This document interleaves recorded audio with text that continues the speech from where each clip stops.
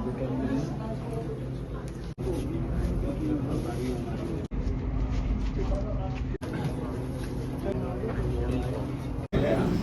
जुल्म है।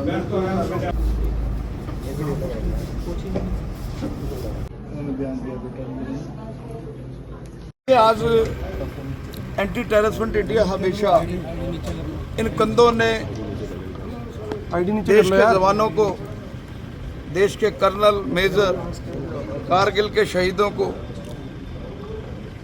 दीनानगर के शहीदों को, संसद के शहीदों को, 26/11 के शहीदों को कंधों के ऊपर रखकर जो है अंत्येष्टि दी। जो कुछ आज 2 दिन पहले देश में हुआ पहलगांव में, इस दर्दनाक घटना को रहती दुनिया तक बुलाया नहीं जा सकता। जिस तरीके से आतंकवादियों ने धर्म पूछकर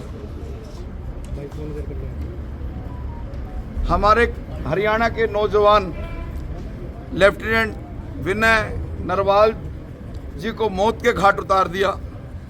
सबसे पहले तो मैं उस बच्ची को नमन करता हूँ, सृष्टि को सल्यूट करता हूँ। उसने कहा कि मुझे भी मेरे पति के साथ मार दिया जाए। हिमांशी ने कहा कि मुझे मार दिया जाए। सृष्टि बहन है।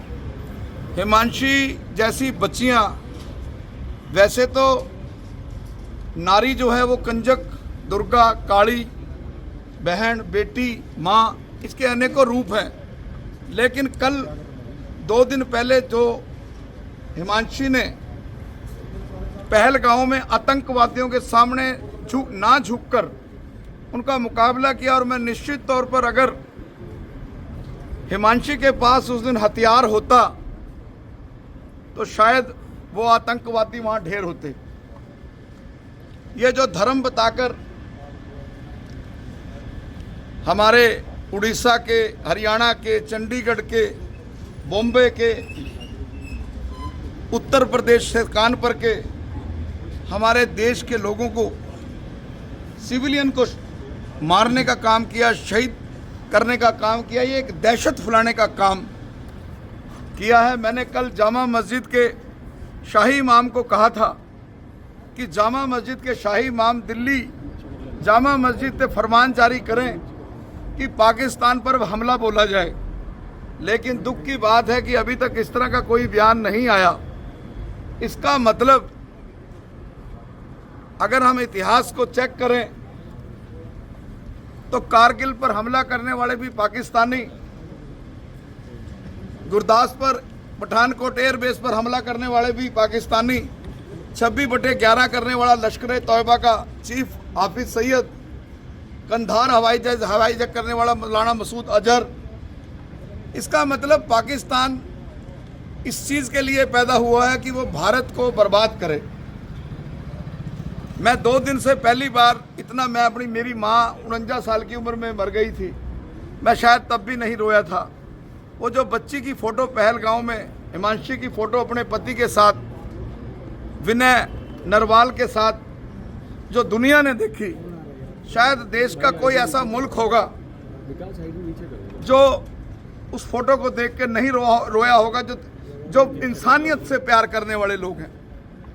तो मैं आज करनाल की धरती से, आज मैं राजेश जी को, जो हिमांशी के ससुर हैं, उनको भी मिला। हिमांशी के जो नरवाल साहब के पिता, राजेश जी के पिता हैं, उनको भी मिला, और उस बेटी को भी मिला, सृष्टि को, जिसने कहा कि मुझे उसका सर चाहिए। और अभी मैं अंदर हिमांशी को मिलके आया, उसने कहा कि मुझे वो व्यक्ति देखना है। मैं आज ऐलान करता हूँ, उस बच्ची के लिए ऐलान करता हूँ, हिमांशी के लिए, कि जो उसकी गर्दन काट के इस करनाल की धरती पर लेके आएगा, मेरा एंटी टेररिस्ट फ्रंट इंडिया उसको 1 करोड़ रुपए का इनाम देगा। इस बेटी की बहादुरी, सृष्टि कल जब रो रही थी, उसने मुख्यमंत्री जी से, नायब सैनी जी से कहा, हम वो टीवी पर मंजर देख रहे थे जो मीडिया चला रहा था, हमारी आंखें भर गई। मोदी जी ने कल फैसले लिए, हम उन फैसलों का स्वागत करते हैं, लेकिन पाकिस्तान का दूतावास बंद करने से या पाकिस्तानियों को 72 घंटे के अंदर पाकिस्तान वापस जाने के आदेश देने से या अटारी बॉर्डर बंद करने से पाकिस्तान सुधरने वाला नहीं है। यह आस्तीन का सांप है। इसको जब जब भारत ने दूध पिलाया, इसने जहर उगला है। तो मैं एंटी टेररिस्ट फ्रंट इंडिया की तरफ से वीरेश शांडिल्य बड़ी जिम्मेवारी से अब आतंकवाद का सफाया, जो आतंकवादियों का जन्म स्थली है पाकिस्तान, अब आर पार की लड़ाई लड़ी जाए, जंग छेड़ी जाए। हिंदुस्तान का जो नुकसान होता है हम झेलने के लिए तैयार हैं। कोरोना को भी झेला है हिंदुस्तान ने, हम इसको भी झेलेंगे, लेकिन मोदी जी अब आर पार की लड़ाई लड़ी जाए और देश के सिविलियंस को, पहले हमले होते थे सीआरपीएफ पे, भारतीय सेना पे, पैरामिलिट्री फोर्स पे, अब देश का सिविलियन जो है अब टारगेट हो चुका है, और वो भी धर्म के नाम पर कि तू किस धर्म का, अगर तू हिंदू धर्म का है तो वही मार दिया गया।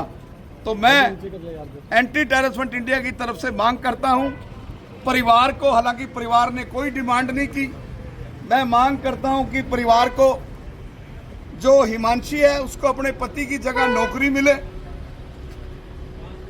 नेवी में, और जो सृष्टि है उसको अपने भाई की जगह, अपने भाई के शहादत को मानते हुए, उनका सम्मान करते हुए, जो मुख्यमंत्री हरियाणा का स्वेच्छा कोटे का अधिकार है HCS की पोस्ट पे, क्योंकि वो बीटेक और मास्टरी की हुई है सृष्टि ने, वो नौकरी 13वीं बड़े दिन उस बच्ची को कैबिनेट की बैठक बुला के सृष्टि को जो है बच्ची को एक नौकरी, और बार को जो हिमांशी है उसको अपने पति की जगह नौकरी मिले नेवी में, और जो सृष्टि है उसको अपने भाई की जगह, अपने भाई के शहादत को मानते हुए, उनका सम्मान करते हुए, जो मुख्यमंत्री हरियाणा का स्वेच्छा कोटे का अधिकार है HCS की पोस्ट पे, क्योंकि वो बीटेक और मास्टरी की हुई है सृष्टि ने, वो नौकरी 13वीं बड़े दिन उस बच्ची को कैबिनेट की बैठक बुला के सृष्टि को जो है बच्ची को एक नौकरी, और हिमांशी को उसके पति की जगह नरेंद्र मोदी जी नौकरी देने का ऐलान करें, और पाकिस्तान के खिलाफ आर पार की लड़ाई लड़ने का ऐलान करें। हिंदुस्तान के 100 करोड़ सनातनी, मैं तो उम्मीद करता था कि जो भाजपा में और कांग्रेस में और दूसरी पार्टियों में जो मुसलमान बड़े बड़े चेहरे हैं, उनको आगे मोदी को कहना चाहिए कि हिंदुस्तान का मुसलमान आपके साथ खड़ा है, लेकिन ऐसा कल से 2 दिन से मुझे देखने को नहीं मिला। तो इसका अंदाजा देश के 100 करोड़ हिंदुओं को तो लगा लेना चाहिए। ये गलत बयान नहीं था कि बटोगे तो कटोगे, ये बयान को समझ लेना चाहिए कि क्या हुआ जम्मू में। सबको हथियार दिए जाएं, देश के 100 करोड़ लोगों को हथियार दिए जाएं ताकि वो अपनी रक्षा कर सकें। और मैं इस परिवार के साथ हूं, मैं 10वीं पे भी आऊंगा, 13वीं पे भी आऊंगा, और राजेश जी के साथ एक भाई की तरह खड़ा हूं, एक ढाल की तरह खड़ा हूं। और 30 साल से मैं पहला व्यक्ति हूं हिंदुस्तान का जो दिल्ली से जम्मू कश्मीर तक पाकिस्तान के खिलाफ आज से 25 साल पहले रथ यात्रा लेके गया। खालिस्तान जैसी मुहिम को मैंने, बब्बर खालसा जैसे आतंकवादी जो तिहाड़ जेल में मेरे कारण बंद हैं। तो मैं आज आपके करनाल की मीडिया के माध्यम से, जिन्होंने हमेशा मेरी बात को प्रमुखता से पूरे देश तक पहुंचाया, आज मेरी 3 मांगे हैं। पाकिस्तान पर हमला, सृष्टि को HCS नॉमिनेट, और हिमांशी को उसके पति की जगह नौकरी।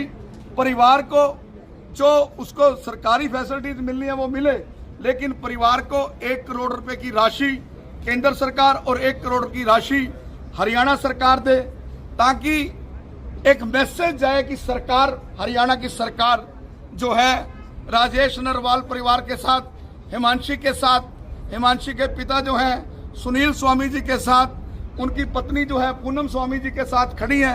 एक इससे मैसेज आएगा।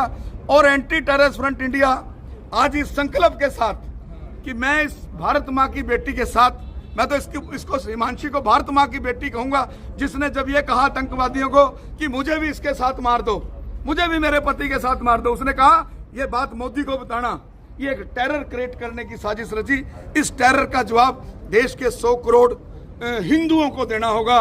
अब बटने का टाइम खत्म हो चुका है। धन्यवाद। सुरेश जी, क्या कहेंगे जिस प्रकार ये हमला हुआ, क्या लोकल लोगों के साथ देने के कारण ऐसा संभव होता है?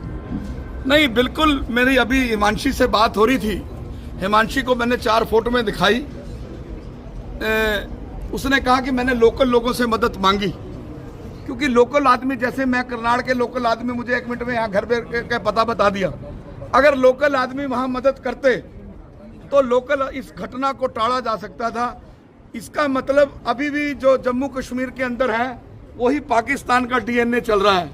अभी भी वहाँ 370 जरूर खत्म हुई, लेकिन वहाँ J&K सरकार रहनी नहीं चाहिए इस घटना के बाद, क्योंकि इंटेलिजेंस ने इनपुट दे दी थी कि अटैक हो सकता है आतंकी।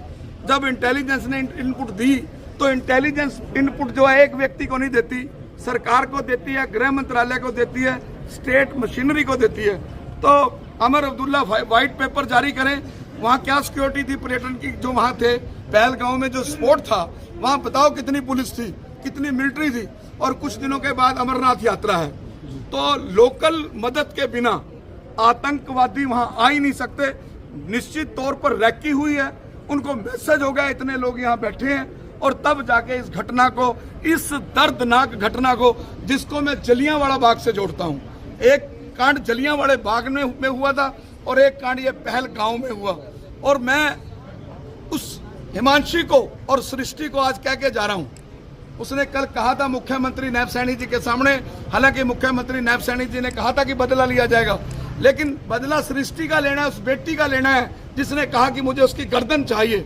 और आज मैं कहता हूं कि हम पहलगांव भी जाएंगे, J&K भी जाएंगे और इस जड़ तक पहुंचेंगे। और मैं मांग करता हूं कि सरकार को वहां एकदम भंग करके राष्ट्रपति शासन लागू किया जाए और आतंकवादियों को देखते ही गोली मारने की दे दी जाए, और सृष्टि की और हिमांशी की मांग पूरी हो। इनके जो सर है, जो विनय नरवाल को जिस गोली ने छुआ, उसका सर इस दहलीज पर आए, तब मोदी सरकार और हरियाणा सरकार को एंटी टेररिस्ट फ्रंट इंडिया झुककर सलाम करेगा। उसके जूते पर, सीएम के जूते पर मैं नाक रगड़ कर आऊंगा कि तेरे जैसा जो सच्चा हिंदुस्तानी नहीं हो सकता। अन्यथा यह संघर्ष जो हम तो कर ही रहे हैं, 30 साल से कर रहे हैं, आगे भी करेंगे। और राजेश जी नरवाल जिन्होंने जन्म दिया विनय को, मैं उनकी वाइफ को, उस कोख को नमन करता हूं जिस कोख ने एक बब्बर शेर को जन्म दिया। एक